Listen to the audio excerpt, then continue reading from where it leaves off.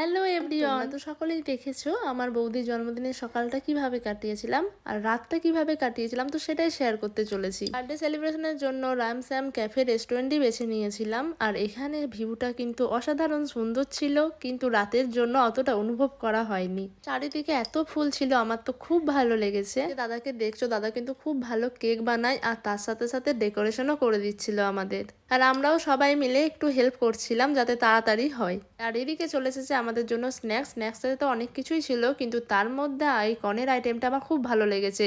আমি এখানে প্রথমবার খেলাম, যেহেতু আমার কর্ন খেতে একদম ভালো লাগে না, কিন্তু তারপরেও এটা আমার খুব ভালো লেগেছে। চলো এবার কেক কাটিং এর দিকে যাওয়া যাক।